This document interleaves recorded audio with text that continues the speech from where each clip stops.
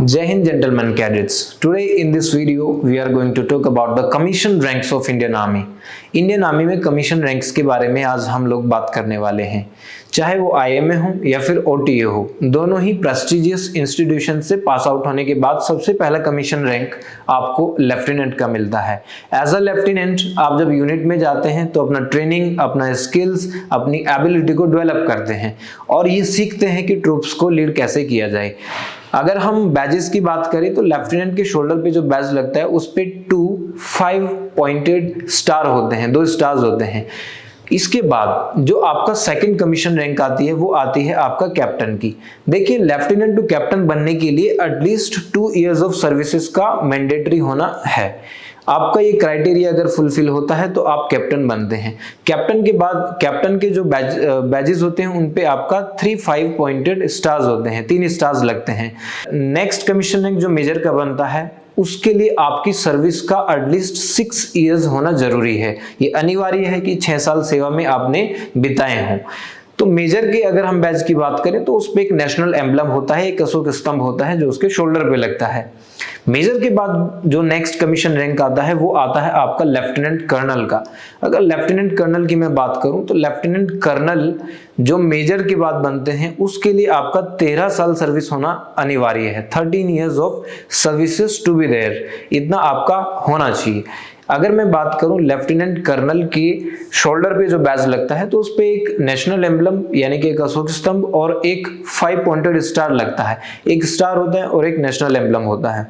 Lieutenant colonel को second in command भी बोला जाता है क्योंकि जो कमांडर इन चीफ होता है, कर्नल जिसको बोला जाता है, तो उसकी अनुपस्थिति में कमांडर का काम करता है, कमांडर इन चीफ का काम करता है। लेफ्टिनेंट कर्नल जो हैं वो आपके बटालियन के साथ डील करते हैं। अब लेफ्टिनेंट कर्नल के बाद अगर मैं नेक्स्ट कमीशन रैंक की बात करूं तो वो आ जाते हैं आपके कर्नल। तो लेफ्टिनेंट कर्नल टू कर्नल। अब कर्नल के बैजेस की अगर मैं बात करूं तो कर्नल के शोल्डर पे एक नेशनल एम्बलम के साथ 2 5 पॉइंटेड स्टार लगते हैं, एक नेशनल एम्बलम और 2 स्टार लगते हैं।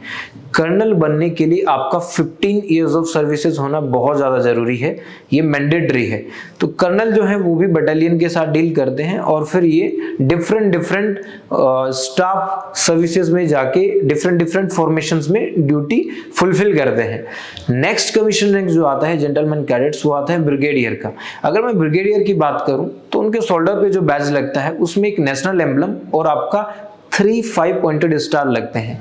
अब ब्रिगेडियर बनने के लिए आपका मिनिमम 26 साल सर्विस का होना आवश्यक है।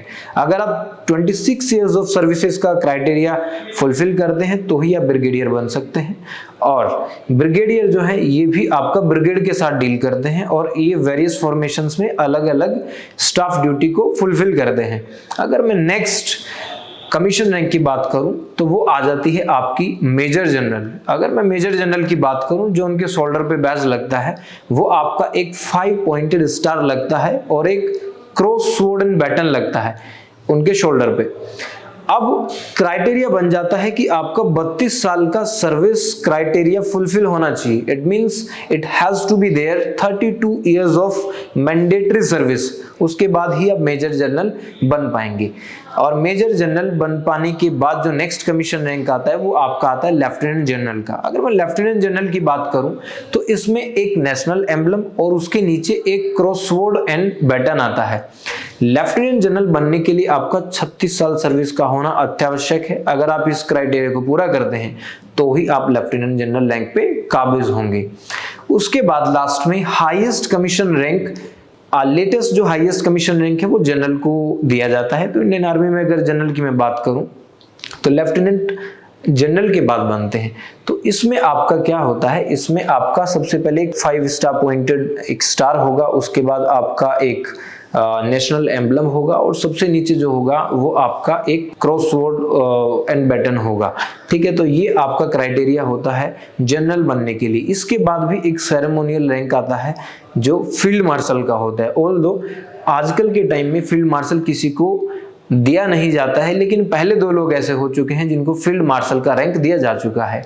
सबसे पहले हमारे थे केम करियप्पा, उसके बाद सैम मानेकशॉ। तो केवल 2 ही व्यक्ति ऐसे हुए हैं जिन्हें आज तक फील्ड मार्शल का रैंक दिया गया है। इसके अलावा ये सेरेमोनियल रैंक है और अभी के समय में ये नहीं दिया जाता है।